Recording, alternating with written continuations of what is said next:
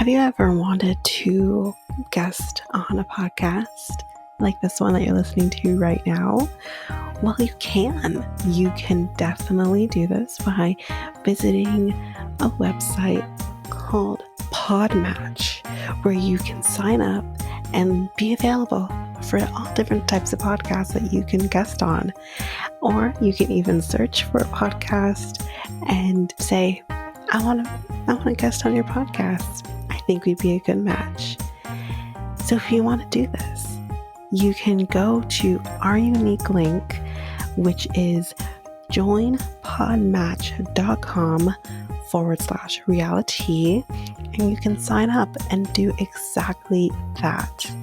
And you can find us and you can guest on our podcast. So again, that unique link is www.joinpodmatch.com.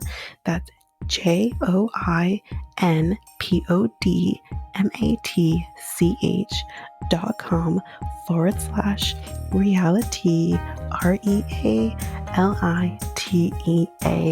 and you can be a guest on our podcast.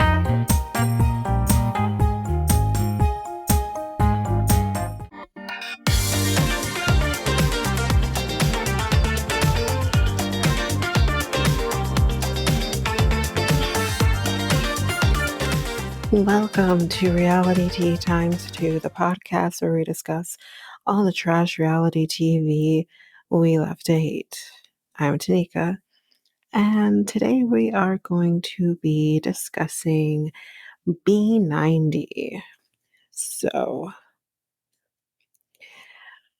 we do have, hot goss, I guess, if it's what you want to call it. Nothing too exciting. Well, except for maybe one. So we have a couple. Actually, scratch that. We have one, and we will have another one for Bachelorette because it's a little more pertaining to that. So the hot goss that I have, and this is Selling Sunset related. It's more about the drama between Chelsea and Bree from the previous season. So apparently Chelsea feels bad for the way she acted with Bree.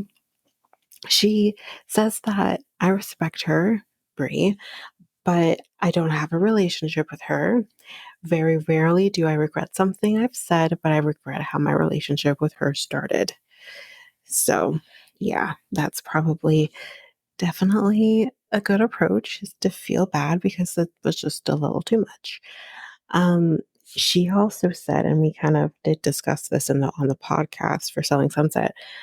This would have been 3 months ago. She says, I projected a lot of my unhealed trauma onto her, which I don't think is fair. And I can understand why we have that rift in our relationship. My approach could have been a lot better. And I also agree with that. But I guess, yeah, they in this article that I read, they said that we will, I guess, see how things turn out between the two of them in the season 7, which is set to premiere sometime in October. So we'll keep a lookout on that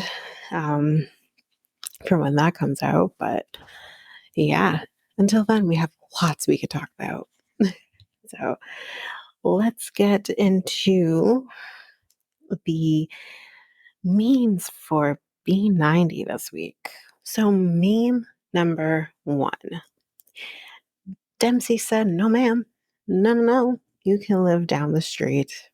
Yeah. Meme number 2. Was told she was toxic, so to prove everyone wrong, she sleeps with Razvan. That'll show him.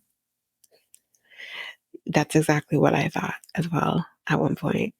We'll get to that in a second. Meme number 3. According to Razvan, things escalated last night when Amanda wanted french fries at 3 a.m.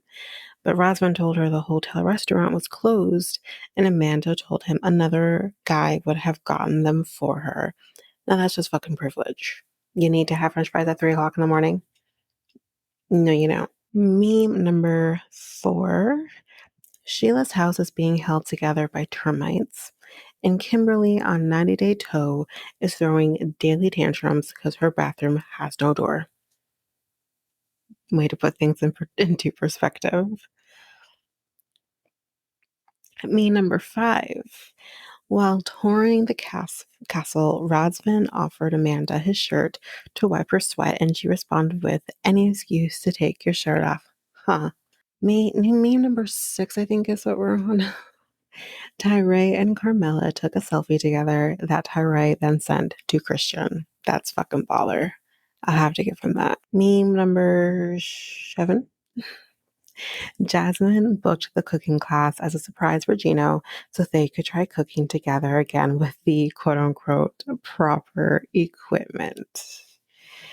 Okay, so that's it for the memes for this week. There, of course, are more that is going to be on our socials once this episode airs.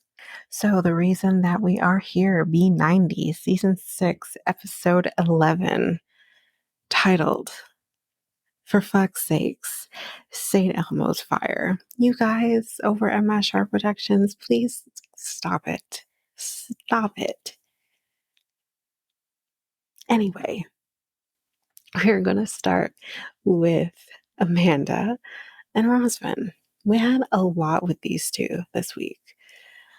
Um, so we wake up in the morning and he says that he's exhausted after last night.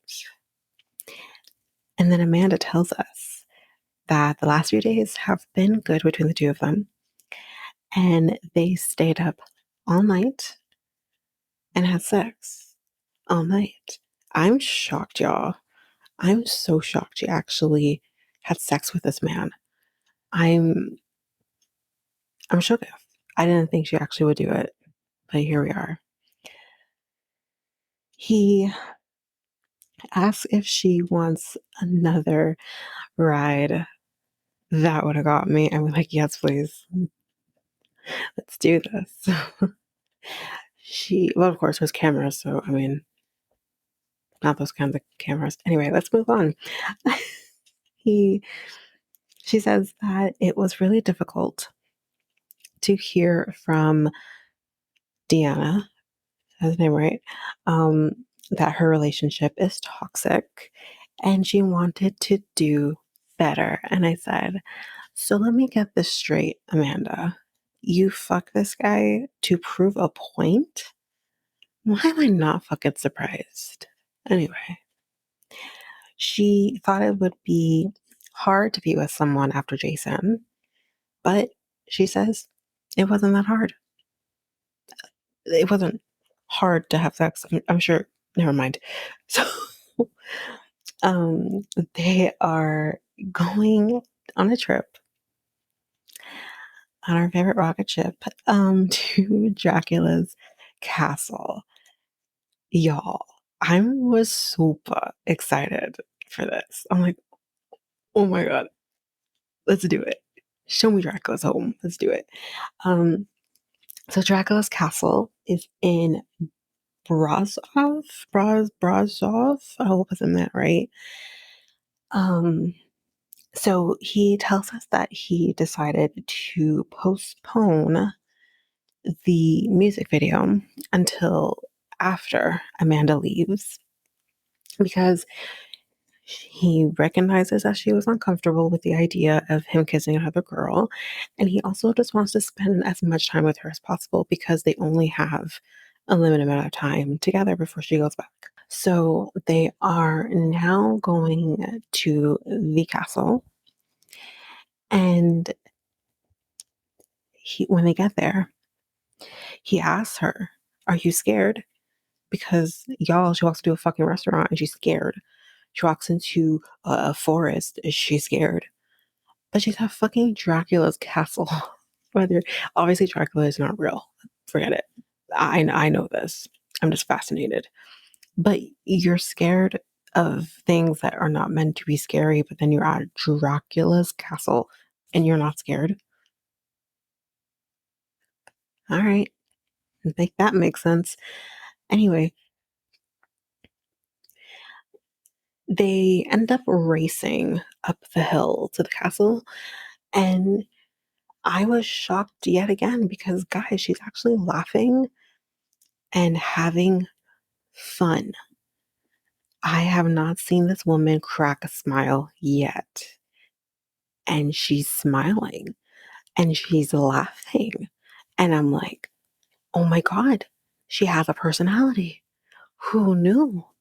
Anyway, he ends up winning the race. And he says that this is what he hoped the trip would be. So we're happy that he's happy. So, and the next thing we see them in, she says that she doesn't think that the castle is actually romantic. No, of course not. It's not romantic. Nothing is romantic about Dracula. Although they try to make it, they romanticize him or whatever. She tells us that the castle in Dracula on a whole, it's based off an urban legend of a king that lived in the castle who did really horrible things to people. And I said, that is probably the closest thing to the truth.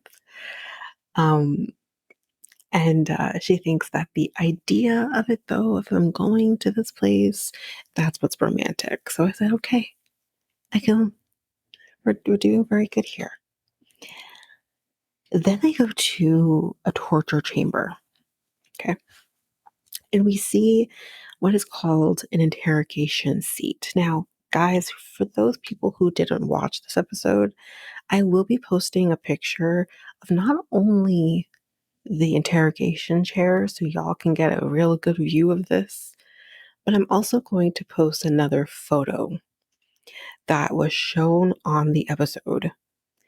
And you just have to see it to understand it. Let's just say it's a what the fuck moment. Let's just say that. So you'll have those two photos on the socials as well. So you can see what we all saw for those who didn't watch the episode. So there was a little plaque there beside the chair that gave us a little bit of information. And of course, I wrote it down. And the info on the chair says this, and I quote: "The interrogation seat was once used in Central Europe, particularly in Nuremberg and in Regensburg." I think I said that correctly. Until 1846. 1846, I was shocked by that. Okay, so let's continue. During regular judicial preliminary investigations, the accused was placed nude in such a position that any movement would cause his skin to be pierced by the spears. You'll know what I mean when you see this picture. This torture usually lasted several hours, and the tormentor often heightened the victim's agony by sticking his limbs or by using pliers, eek, or other such instruments on him. These seats came in different shapes and sizes, but were all equipped with spikes and some form of restraints to keep the victim in place. End quote. And I'm forever scarred by this. Okay. The fact that this had only ended just shy, let's say, of 200 years is what's baffling to me. Anyway. So at this point now, back to Amanda and Razvan, they start bickering about who is kind of telling the truth and who's going to sit on this interrogation seat to be questioned. And he says, you know what? For example, here's a question for you. When are you going to tell the kids that I'm going to be there? And she says, is that an interrogation type question? He's like, no, it's just a question. So Razvan, as we find out here, did get approved for his visa. She's happy that he is happy about getting the visa. he feels like he is lying to her kids. I'm going to have some thoughts here. Let me continue with what she says. Um, but she does say that I will tell them when I think they will be ready. And he thinks that she might be overreacting about how they will react. And she says that it could be a possibility that her kids don't want him in their lives, because he does say, like, what if they don't want me there? She's like, it could happen. Um, but we just don't know for sure, right? And she says, like, this is new to her and she doesn't want to feel pushed into telling the kids. They'd eventually go into another room that has more torture. And he says, oh, look, more torture, just like how you're torturing me. And she says, when I tell my kids, or sorry, when I tell my kids, it has nothing to do with you. So, what I'm going to say here is I don't particularly like Amanda. That's obviously not a surprise. I feel like most people don't like Amanda. But at the same time, what she decides to do with her children is her decision. You you can't be expecting her to do what you want her to do. This, when it comes to her children, it is her choice and her decision. You don't have a say in that. And if you're uncomfortable with how the speed is going with how she tells her children, well, then you know what to do. So, but I don't disagree with her on the fact that it is her decision because it is her children. So it's the next day, and producer asks Amanda what is going on. And she says that they got into a fight, and she feels like they are very different, and it's just not going to work between them.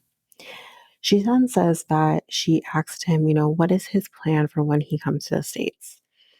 And apparently, according to her, he got very defensive because he thought she was asking if, like, he would be getting a job, right, and be able to provide. Because she says, like, I get the impression that if he can't be an actor or a singer, he just won't do anything. And to her, a man, I don't like that. But a man, as she says, who cares about his family will contribute to the household. She feels like he is very prideful. And she says that he said that, she doesn't support his dreams, basically. Now we're with Razvan, and producers ask him how things are, like, what's happening. And he says, well, he says, like, it's not good, like, things aren't going good. And he says last night was hard. Everything was going good. But then from nothing, he says, she asks, who do you think has more money? And he says that he felt he couldn't really say anything because obviously she has more money than him, but he has never asked her for anything. And he says that she compared him to Jason. Surprised it only took like a week, and that he would provide for her with anything she wanted. If she wants something, he would go and give it to her. And this makes him feel very hurt. He says he can't win a comparison with Jason, which is very fair. That is exactly correct. He can't. And to compare the two is unfair. She admits that she had said things that hurt him, like that they think that maybe he isn't the type of guy that she's looking for. And then she says the kind of man she's looking for would put his pride aside and do anything for his family. She then says that when she met Jason, he was a manager at a restaurant and I guess worked his way up. Um, and that he had, he had to provide for his family. Razvan says, like, why did you have to basically ruin a good night, right? And then it says that she is trying to make things work. I think she says this, but feels in her heart that it just won't work out. So I think actually he said that she said that. He, at this point, starts crying. And then we go back to her and she says, I don't feel like we go well together. And says, maybe I got into a relationship too quickly. No fucking shit. And she says, like, does Razvan know how to be with someone who has open wounds from losing a husband? And I said, honey, that isn't fully up to him. I think partially he needs to know and be aware that yes, you have dealt with this, but at the end of the day, you are responsible for healing your own wounds. He can't be responsible for healing your wounds. And I feel like that's what she's expecting him to do, and that's just not realistic at all. Um, he says he was trying to keep things good, but he thinks he may be lying to himself. And after not being in a relationship for a while, then maybe it's not the right time. He doesn't want to believe it won't work. And we go out to her and she thinks maybe we are both broken and trying to see something in each other. So I said, okay, so you guys are trauma bonding. And she starts crying, kind of. And back to him, he thinks that maybe she is not ready to be committed, or maybe I am not what she needs.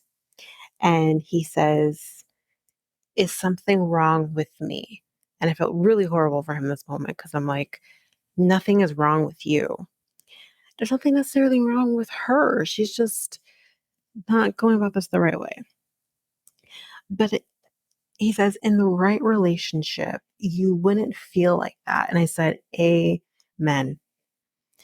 And he doesn't know if it's over at this point, and it's very confusing for him. That's basically it for Amanda and Razvan. I feel like the truth lies somewhere in the middle for these two. I'm not exactly sure where it kind of lies, but I think the truth definitely lies in the middle with this. I think there are certain things that I believe that she said about him, and there are definitely things I believe that he said about her. So, but yeah, that's it for Amanda and Razvan this week. So now we're with Gino and Jasmine. So they're making some things with corn. They are, then after making the things with corn and eating the things with corn, they're walking on some rocks. And she says that I'm a pro. I can do this in heels, because he's like, be careful.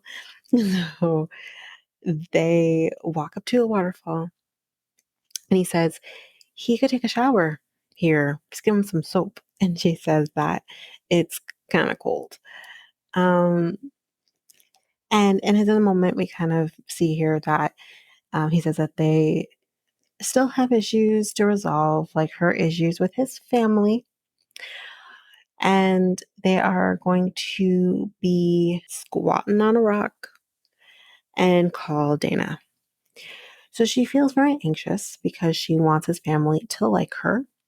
We're off to a great start. She says it's hard for her to control her mouth. I'm glad she knows, because my God. Gino calls and brings up the comments with Dana.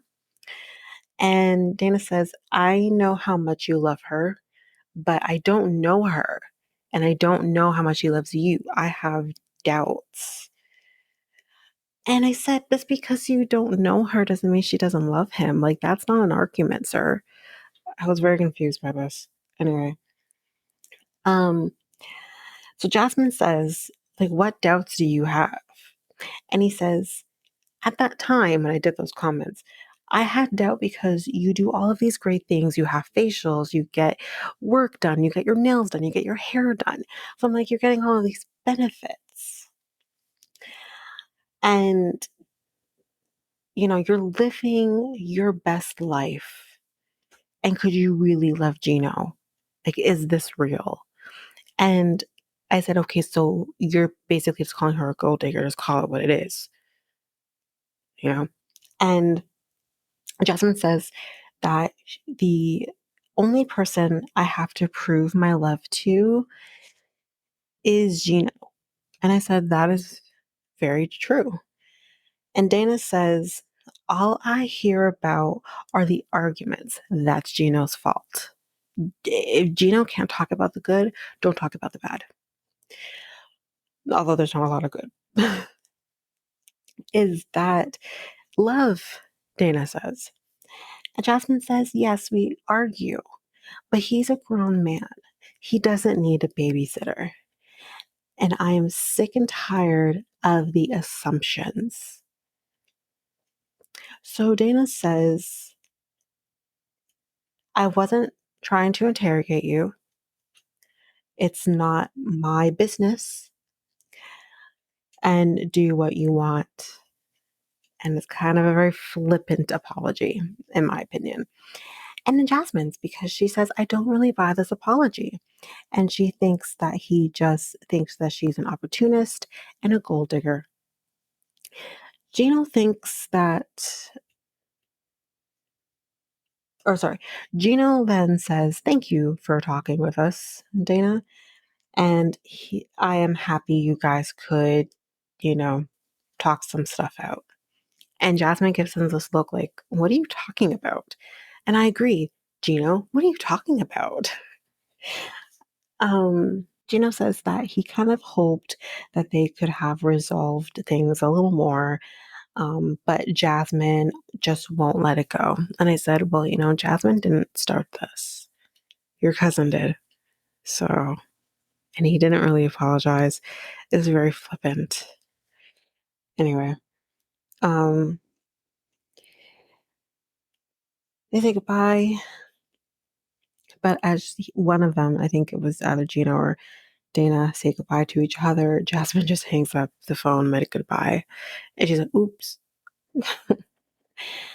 And then I wrote, I guess we're just going to have to leave this here for now, guys. Anyway. So we see them going back to the waterfall to take some pictures. And he thinks that the conversation could have definitely gone a lot better, but at least she didn't blow up. But she didn't try to fix it either. And he says, I would like you to try to fix how you are and what you say about my family. And she says that she says that the family should be less involved when she gets there. And he says that he doesn't want that. His family is very important to him. And she acknowledges that it's definitely a problem that she has with her having anxiety. And she says, what would you do though if your family doesn't like me? And he says, that's not going to happen. He's like, but what if it does, even if it's unlikely to happen? And he says, well, I would talk to them and find out like why they're having issues. But he says that he wouldn't necessarily defend her because it would depend on the situation. This is when she starts to cry. And she says that she's worried that she will lose him. And he says, no, you're not going to lose me. And she says that she hasn't gotten to the States yet, and his family already hates her. She says they will hate her because she knows herself. She starts listing all of these negative things about herself, that she blows up, that she's basically everything that we've seen on the show. And she acknowledges that it's a problem. And she has been dealing with this apparently all of her life. And she tends to put a defense mechanism up where she, before someone can hurt her, she hurts them, even worse than they were hurting her, which then in turn hurts her more. And she says that he is the only man who has stuck with her. And I said, and there it is. She has literally said the choir part out loud. And he says that he is in this 100%. And she does say that she's going to try and work on her insecurities. And I said, that's great. And I said, this was actually very interesting to see her kind of realize where she has kind of gone wrong in this, that she's so aware of the the things that maybe are holding her back a little bit. I was very surprised to see this. And it was really great to see her be so aware of it. And I really commend her for that. Um, I really do like Jasmine, and I hope that she can get out of her own way to be happy. And fuck Gino. It's not just about Gino, just be happy in general. But yeah, one therapy session really works wonders, man. Anyway, clearly I'm going about this all wrong. I should just be doing one session. Anyway. But that is it for Gino and Jasmine for this week. Next, we are going to talk about Tyray.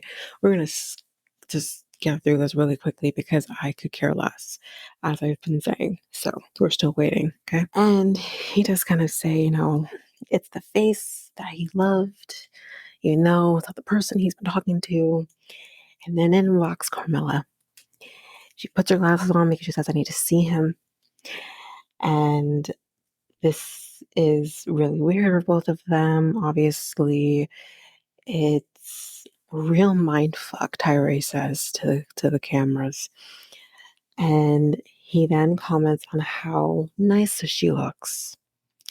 And he explains to Carmela, kind of what happened, what got him into the situation. And he says at one point that the quote unquote girl came on to him, which he then says was weird because that doesn't normally happen. And that's how we know that this got just really fucked up.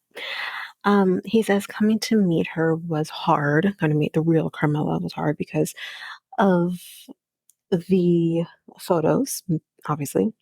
He says that she's really acting weird and wonders if it's because she is hiding something. Tyray, shut up.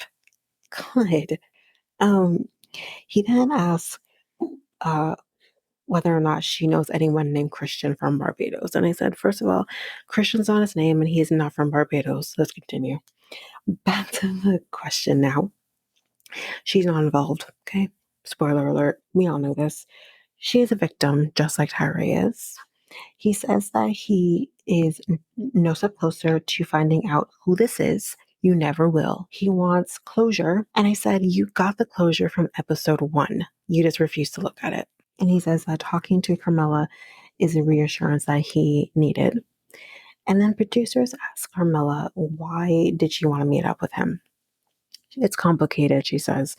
And I said, no, it's not. You're just here for the money. Anyway. She thinks that he is a great guy and feels sorry. He is thinking about the whole journey, that it's coming to a close now. Thank God. She tells him, don't let this stop you from trying to find love, this whole situation. He says that she is sweet and he gives her this ugly ass candle. And he says that it feels like we are vibing. And I said, abort mission. What? No. And he says it's confusing, but it makes him feel really good. And I said, fuck sakes.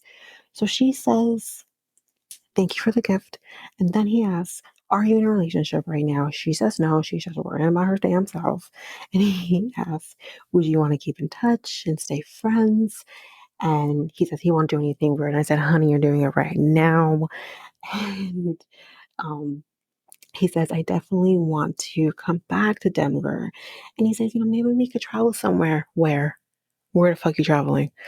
And he says, maybe I can show you around California because she's never been there before. And he says, if feels this experience made him stronger. And they hug goodbye. And he thinks that he feels like he was maybe drawn to the online Carmela because he just wasn't confident to date in the real world. And I said, obviously. Not obviously, because people date online. It's not so much that, but whatever. That's it, guys. And I hope I never see him again. I don't want to see him again. This is it. I'm over it. Moving on. Storyline finito. So hopefully that's it. But that is it for Tyray for the rest of my life. Thank you guys. We're going to take a quick break here. And when we come back, we will talk about Cleo and Christian. Do you want to spice up your love life? Well, you can make that happen by going to Love Shop, where you can get sorts of different things, whether it's for both you and your partner or just for yourself. For solo play, you can get things, all types of vibrators, maybe more kinky type toys, or you can just buy what every person may need, like lingerie or protection, or even just something to make it a little more fun, like games or novelty things. You can do all of this by going to Love Shop, and you can use our unique coupon code REALITYT2 to get 10% on anything your heart's desire. So that's loveshop.ca, LOVESHOP.ca, and use our unique coupon code REALITY2. That's REALITEA and the number 2.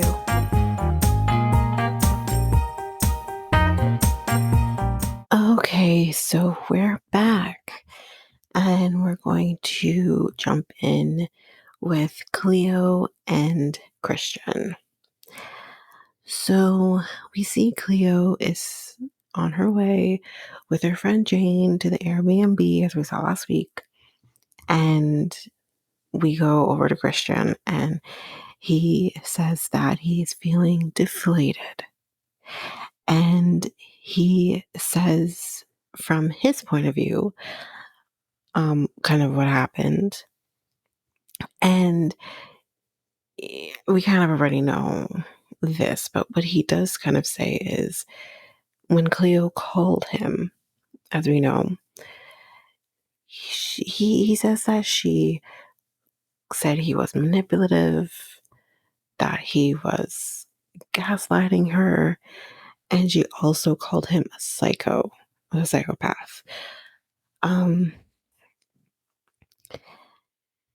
And he says, like, does she even know me? And he feels this whole situation is a small thing that kind of got blown out of proportion. And I say, from her perspective, it's not a small thing. And this has really and truly nothing to do just with her being transgender. I think if a cisgendered woman was in her place in the situation and you guys have sex and you say, okay, we're going to be transparent, but then turn around and not be transparent, even as a cisgendered woman, that's a problem for different reasons, but it's still a problem. We're still going to have an issue because we're like, okay, well, why don't you want the world to know, I guess, in a sense. Like, what are you hiding? So for him to say that it's a small thing that got blown out of proportion is ridiculous. Anyway, he says, this could have been fixed with better communication. And I said, but you guys talked about this the night before, according to Cleo, and in so many ways, according to you as well. So, what more did you two need in this moment? Anyway, Christian is meeting Jane for the first time because they get there and he says hi. And he's not very thrilled about the circumstances of which he is meeting her.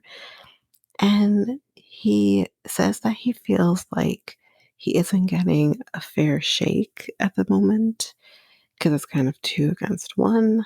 And Cleo tells us that she really does thrive on emotional consistency, which she does say is very much tied into her autism, which is very true, very fair. And she says that she doesn't feel good and doesn't really know how well she will be able to articulate her feelings, which is why Jane is here, I guess. She just kind of needs that emotional support. So she says that he lied to her. And he says he wanted, so the reason he texted her on whether or not she said anything, according to him, is because he wanted to double check if she still felt the same way from the night before in terms of talking about their intimacy from that night. And I don't buy it because before you say anything or ask her before saying anything, you told production that no, you did not have sex. You said everything leading up to, but excluding the fact that you had intercourse. So I don't buy it for a minute. He's backpedaling. But she says that I told you that I felt fine about being completely open. And she says, why would I change my mind on that? Again, very fair. Like, you have this conversation. Why are we beating a dead horse, basically? He says that he is trying to avoid the situation, this whole situation. And like Cleo says, and I think probably a lot of us were thinking in this moment, you caused this, sir. Like, she didn't cause this, you did. So how can you avoid something that you caused? And she says that you lied about what happened. And not really in the moment, but a talking head, I guess. Jane says that she thinks that he is not ready to be dating a transgender person. I tend to agree. But he does ask Jane if she can leave so that he doesn't feel so ganged up on, and he wants to be able to talk to her on his own, like on their own, in order to solve this situation. Jane does get up and she does leave the room, but she does kind of sit outside on the stairs outside of the room. So when we go back to them, he tells her his side of things in terms of this conversation over the phone, the fact that she called him a psychopath. And again, he says, I was trying to double check with you, but you didn't give me a chance to talk. She says that I did not say you are a psychopath, but that this is psychopathic behavior. He says he doesn't want to be in a relationship with someone where they call him these types of names. And she apologizes for not filtering herself. And the thing is see, this is a catch-22. Because on the one hand, it's like you want to be able to freely express yourself. And in normal situations, it's what you would do. But when you're coming from a perspective of someone who has autism, sometimes it is impossible for them to filter themselves in that moment. And then after the fact, they're able to reflect on what was said and what was done and be able to apologize if need be. The problem is that I think in so many ways, I do wonder if Christian has done any research on autism, because I wonder if he has this knowledge to some extent and is playing on it. Because it, did he manipulate her? 100%. Did he gaslight her? 100%. Is he a psychopath? Well, maybe that's too far. But all these other things, she's 100% correct on. And he is right now in this moment, in a sense, he is manipulating her at the very least.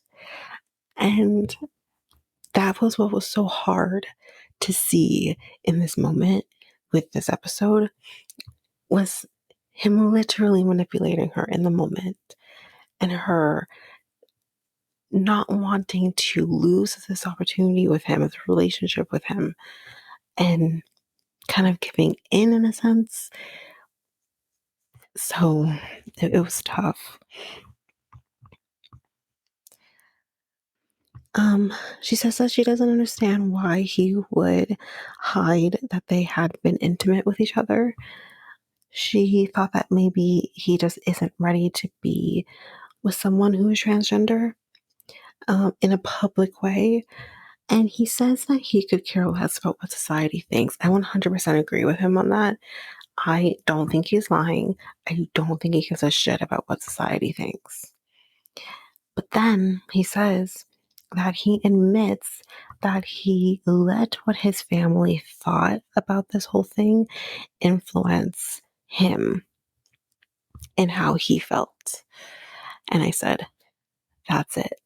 Because he knows to some extent someone in his life is going to see this episode, is going to see the show, these last 2 episodes, and know that he's been intimate with her. It's not about society. She's almost there, but she's not quite there yet. It's not about society. He doesn't care about that, but he does care about the opinion of the people that he loves. And that includes his parents, his siblings, his friends. And the only person who seems to support this, from what we can see, is the friend who took him to the airport, because his family is supporting it. And I don't know how far that extends, if it's the parents, siblings, I don't know. And then you have these other friends that we saw in the beginning who are not at all supportive and are very ignorant and just inappropriate with things that they were saying. So they're not supportive either. So I wouldn't be surprised if he goes home and the show airs and his friends are like, oh, well, say something completely inappropriate about this whole situation. That's what he's concerned about. That's what he's concerned about. As he's kind of explaining what he is kind of feeling and thinking, she does kind of interrupt him a little bit. And he does say, like, I'm trying to tell you the truth, but you're not believing it. And she says, I don't want you to get upset. She said, I'm willing to give you the benefit of the doubt. And she says, like, he says, I am upset. And are you really giving me the benefit of the doubt? And they kind of starting rehashing a little bit. And he says, like, I had no issue being transparent about our intimacy. And she says, I think we're just going around in circles now.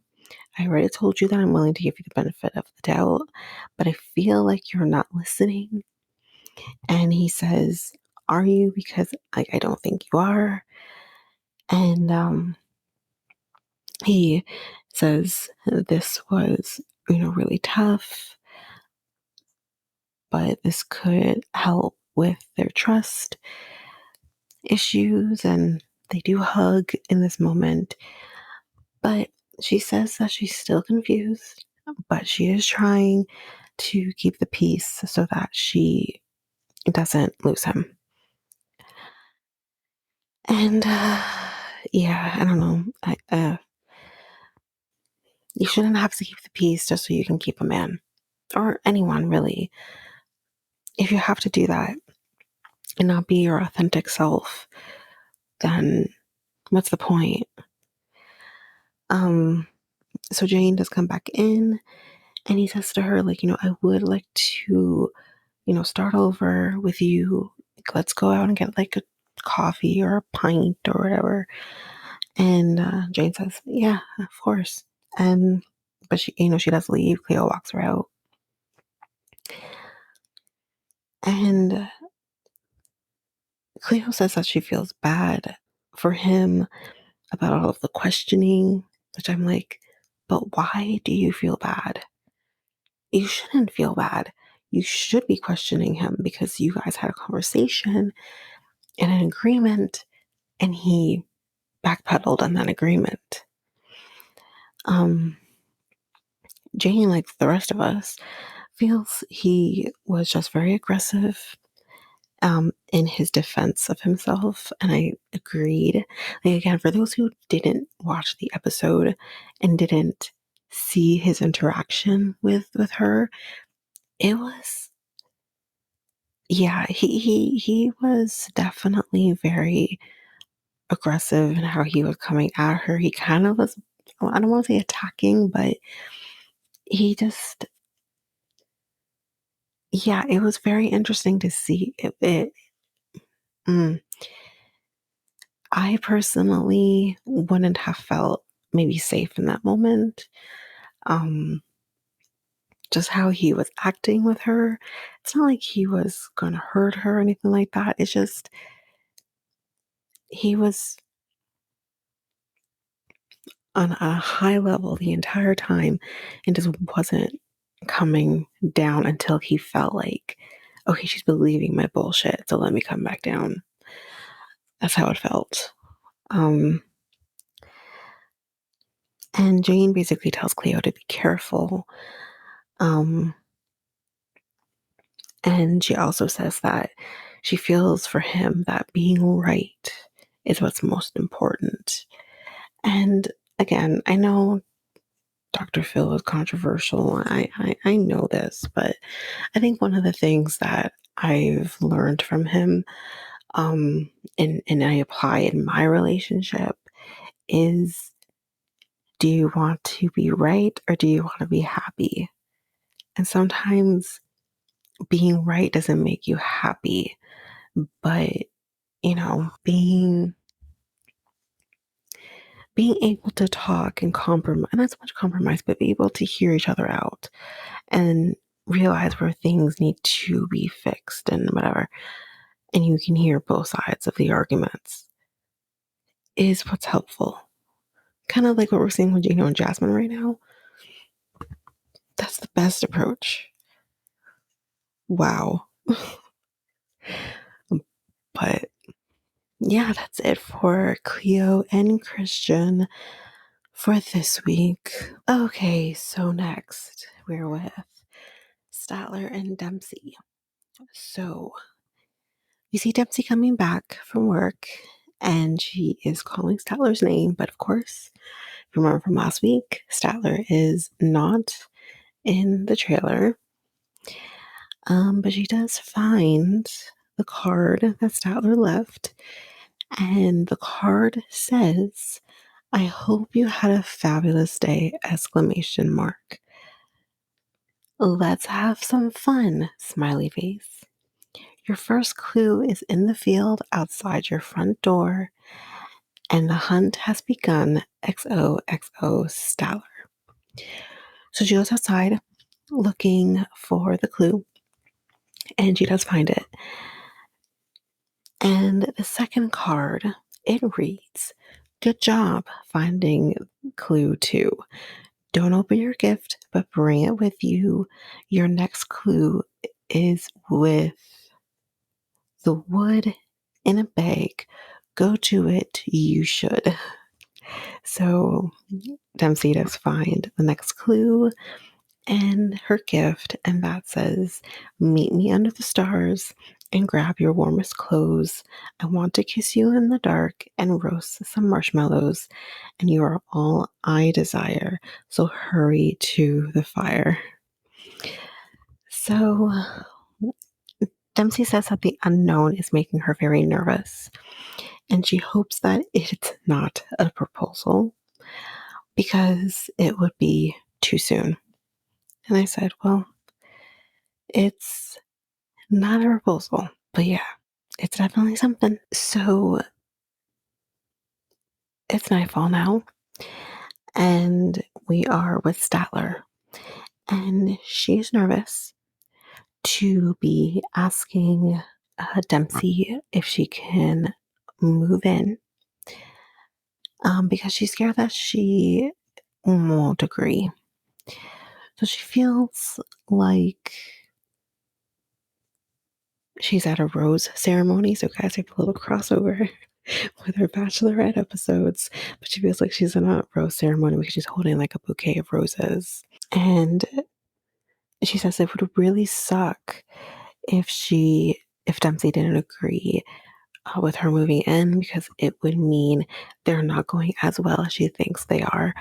And I said, you could be going well and not move in with her after like 2 days. So Statler does get there. No, Statler, sorry, Dempsey does get there. And they sit by the fire and they're drinking what is pomegranate drinks, I guess, with maybe vodka or something. And as we saw in the episode, Statler is completely downing this drink because she is nervous, as she says. And I wrote, it's liquid courage. So Dempsey opens the gifts, and it's mushroom earrings made out of mushrooms because apparently Dempsey likes mushrooms. Okay. So then they are making s'mores. And Statler in this moment says that her feelings for Dempsey have grown, and she says that I love you. And Dempsey says that she loves her back. So we're on a good start here. Uh, Statler says, "Are you sure?" like, are you really sure? And she says yes. Dempsey says yes. So, and then Statler says, "Well, since I love you and you love me, basically, let's be a happy family." And with a great big hug and a kiss from me to you. So yeah, basically she says like, when I get home, my lease will be up in about a month after I get back, and I'm not planning to renew the lease. And then she says, I think that I would like to move to England and move in with you. Yeah, it's happened. She's done it. So Dempsey says, listen, I do love you and I feel strongly for you, but I think we should take things slow and not move in with each other too quickly. Dempsey does suggest in this moment that maybe you could live up the road, and maybe in like 6 months, we can move in together after they have gotten to know each other a bit more. And Statler, like as she is saying this to her, is kind of shaking her head no. And Statler says, why? What is the point? You know, when I'm all in. And in the moment, she says, I don't know why she doesn't want me to move in with her. And I said, okay. And another thing she also says is that, like, if I'm going to move in with, if I'm going to move to another country, why wouldn't I move in with you? And I can understand that to a certain extent, yes. But you're clearly so hell bent on moving to England that why not? You get what you want and you're still closer to her. But on the other thing that she says about, I don't understand why she doesn't want me to move in. Because how about the fact that you guys have only been talking to each other for 8 months over text message, and this is the first time you guys are physically with each other, and you've only been physically with each other for a few days? Like maybe that's why she doesn't want to. Like think she needs to think this through, because like you tried this before with an ex-girlfriend and it did not work out in your favor because she said it was moving too quickly. So now you're trying to do the exact same thing and expecting different results. When literally a week ago, in the last episode, but not even just a week, the same day, you realized, and it wasn't like it was in the moment, it was while she was doing the scavenger hunt. You literally say, I know it's crazy to do the exact same things again and expect different results. And then you want to be surprised that she says, no, don't move in. I think the biggest thing with Statler is that, as she's kind of mentioned before, she struggles with being like feeling rejected because she's been adopted. She's kind of rejected by her adoptive family. She's trying to seek out this love that she has not felt. But you can't expect that from somebody else. Poor Dempsey has her own problems, right? And maybe her own things that she needs to work through. But I also feel like she's done the work, or is in the process of doing the work. Whereas Statler isn't. You have to work on yourself first. And then you can, you know, maybe be in a better position to be in a healthier relationship. May I suggest BetterHelp? Like I'm just I don't I don't know.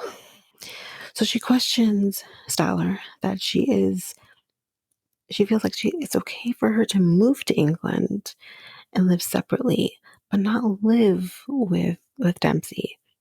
What's wrong with that? As I've said before. And again, I mentioned, like, why would I move if I'm not going to live with you? And she thinks that they know each other very deeply.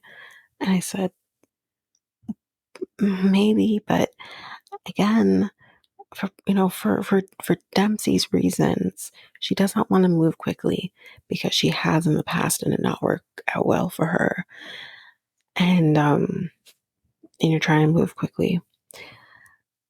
And she says, like, I just found, this is what Dempsey says. So Dempsey says, I just found out that you've cheated before, because I didn't know that before. And she says, I haven't really asked about what happened with your ex-girlfriend. So how about we talk about that? And I said, yes, let's talk about that. And Dempsey asks Statler, like, do you still talk to her? And of course, as we already know, Statler says yes. She has, and Dempsey at this point is already irritated. But she says, when? And we find out that it was a month ago. And Dempsey says, why? And she has, like,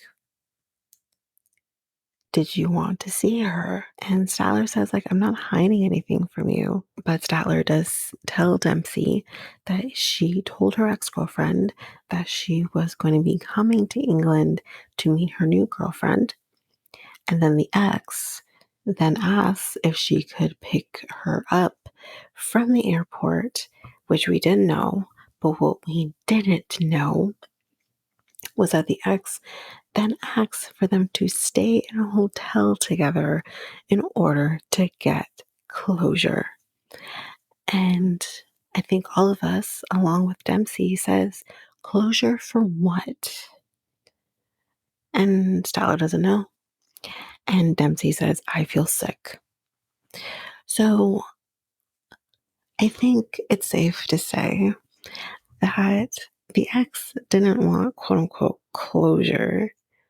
They probably wanted to have their whole, like, she probably wanted to sleep with her for the last time. And I do wonder, maybe the ex, as we could see, didn't pick her up. And of course, that wouldn't have worked because she's on camera. But I do wonder if there was a moment where there is no cameras, and if Statler didn't have a parasite, would the ex have shown up at her hotel room? I do wonder this. I do have to ask this question because what would have stopped her? She's cheated before, as she said. Here's a person that she hasn't yet met in person. What would have stopped her? Really and truly. I do wonder that. And I really hope that when the tell-all comes, Sean Robinson asks the right questions because I want to know what would have happened and find the ex-girlfriend. We have things to ask her. But yeah, that's basically it for Dempsey and Statler for this week. So now, last but not least, we're with Sheila and David. So we see him shaving and he goes out to see her. I guess she's kind of like in a food area waiting for him. And he tells her that he shaved and she feels his face and she says he looks handsome. Then we see Amy coming in, our interpreter, and he thinks that Sheila likes Amy now, and thinks that she will open up better now with Amy. She asks him how he feels after the funeral, or sorry, he asks her how she feels after the funeral. And Sheila says, obviously it's hard to accept what happened. And she says that it's very traumatic, which I can't even imagine. And she starts crying. And he says that I love you. I still love them. And he understands that it was traumatic. And she knows that he wants to come to her, but it's hard because of the lack or the difficulty in communication. But she feels she has to set her grief aside in order to focus on the relationship while he is there. And he said, oh, that's such a tough situation to be in because you've lost your mother, which I can't even, and I hope I never have to know how that feels for a very, very, very long time. But you lose your mother, and that's so difficult. And then you have to still somehow soldier on through because a person that you're with, that you love, is finally here to visit you. And it's such a hard position to be in. So that day they're going to be meeting up with a contractor to look at the house because she says after her mother's accident, it really motivates her to fix the house. Obviously, they still have to live in this home after, but of course, as we know, she can't afford to fix the house on her own, and she does want to ask David if he can help. So she asks Amy to ask him how much he can afford and like how much does he make. And you can kind of see on his face when Amy translates that he's confused, but he says that he makes $800 per week. So, yeah. Mhm. So if that's $2,400 a month. If my math is mathing, it's not very much. I think it's about 24. Am I right? Math is not my strong suit. No, it's more than that. Definitely more than that. Forget it. It's not very much. I can't. Math is not my strong suit. Um, but yeah, it's a little more than 2,400, right? Call it maybe 2,700. Um, Either way, it's not much. So anyway, she thinks that this is a lot and that you can get a condo in the Philippines for that much. And he does have to say to her, like, I'm not rich, but that he is definitely happy to help her. So we meet with Jupiter. He's our contractor. And immediately he asks where David is from because he can clearly tell this person is not Filipino. And Sheila answers him and says that he's from America. And I wrote in capital letters, no, with exclamation marks at the end of it. Because now this is going to make him charge more. And we'll get to it. So Jupiter, he looks around and, he kind of says like what needs to be fixed and everything like that. And then Jupiter says to the camera that Sheila is really lucky because the house has been like that a long time. And before you know it, it will be getting fixed. And he has this smile on his face. So what he missed in his sentence was that Sheila's lucky because she's dating an American who can give her the money to fix his house. And that way I can get paid. That's the only part he missed. So they do have to replace a lot of different things. And because of that, along with the labor and materials, it would cost 100,000 pesos, which is $1,725,000.15 US dollars. David didn't think this would cost as much as it did. Now, that is not bad, but obviously, when you are a person who isn't quite making that a month, it's a lot. And I do think that this person is gouging her because he knows, oh, your boyfriend's American, so he can afford it. Um, and he says, let's discuss this in private. And he says that he does want to tell her about his financial situation. He says that in the moment. So they are going to a sports bar, and it's called Barcode. They both get a beer. Obviously, Amy's not drinking because she is on the job. And she asks, what do you think about the bar? And he says, it's a nice place. And she says, there are a lot of girls. And I said, okay, don't be a Mary because you literally brought him here. But he says, he's like, I don't really know what to say to that. And she says, like, I could see him kind of in that moment. I could see him looking at the girls.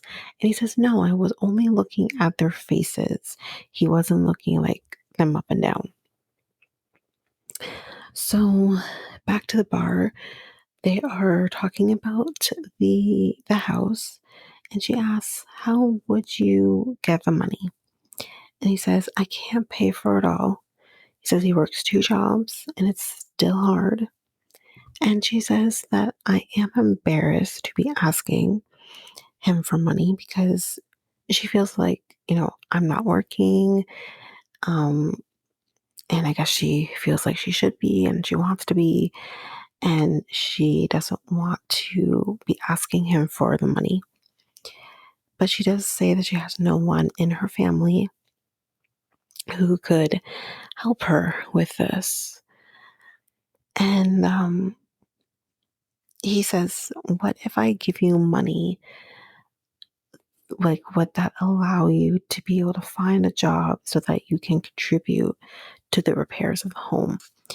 And she says, you know what? If you can't afford it, for the expenses, just don't force it.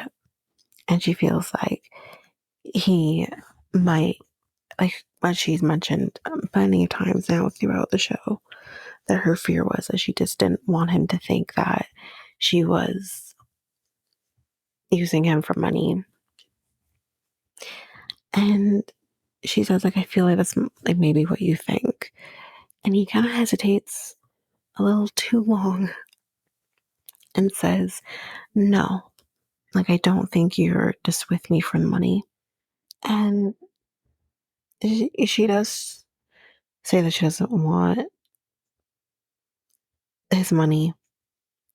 And she realizes that he just really can't afford to take care of them in the future. And it does make her wonder about their future.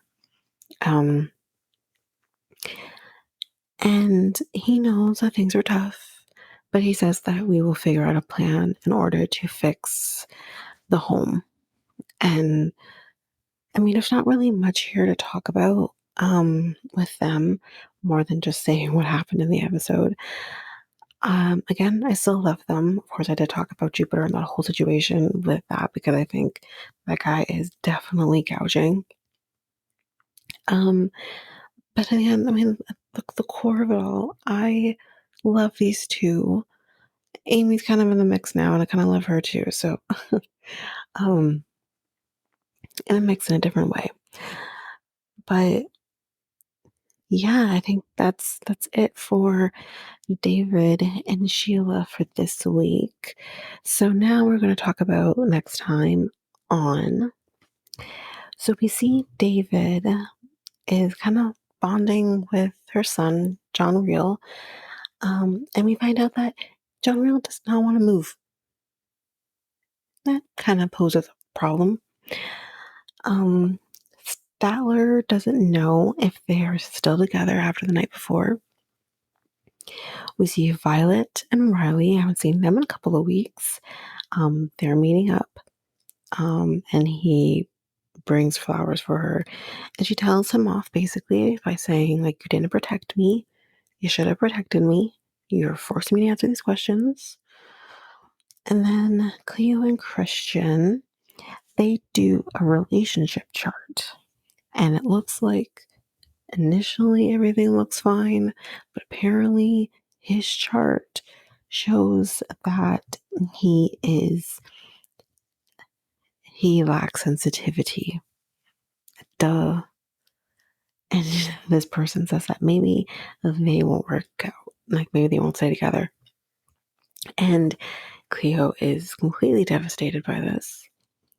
We see Misha and Nicola again. It's been a little bit for them as well. And Misha, oh my God, is meeting his family. I'm shocked. I'm so shocked. But anyways, that's happening. And apparently Gino wants baby. And there might be a possibility that Jasmine just doesn't. Great. But that is the end of the episode. Guys, if you liked the podcast, please share Reality Tea times 2 with everybody in your life. Also, if you liked the episode, make sure that you hit follow or subscribe on your favorite podcast app so that you don't miss a single episode. If you want to review the podcast or rate us, which we would greatly appreciate, it helps us with our growth, you can do so on either Apple Podcasts or Spotify. If you are an avid YouTube user, you can listen to this episode on YouTube at Reality Tea times 2 on YouTube. And if you want to connect with us, you can do so by following us on either Facebook, Instagram, and Threads at Reality Tea times 2. You can also email us at realitytea times 2 at hotmail.com. We have a website where you can listen to all of these episodes as well as get links to our Facebook, Instagram, and YouTube pages. And that is at realitytea times 2.aludu.com. All of that information will be in our show notes. Well, that's it for now, guys. Thanks. Bye.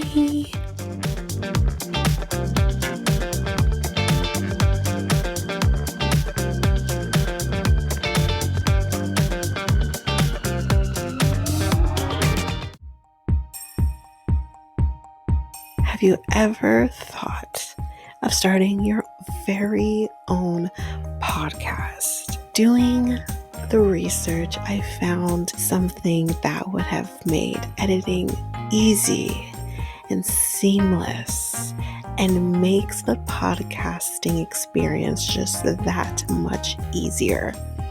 And I am talking about Ludo. This is a podcast software that I use for our editing of our episodes. It is amazing. It is easy.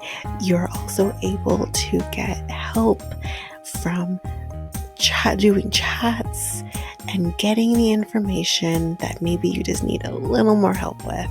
They also have access to different articles that can also help you that have been just godsends for me. Also with Ludo, you can create clips. You can do your ads, that's like this very one I'm doing right now. And you can create your trailer very seamlessly just by the clicks of buttons. You can also use Ludo to publish your episodes just straight from the software. It's so easy. I highly recommend it. You can get access to Ludo by using our unique link, which you can find on our show notes, just down there at the bottom at the show notes. And you can get access to an easy software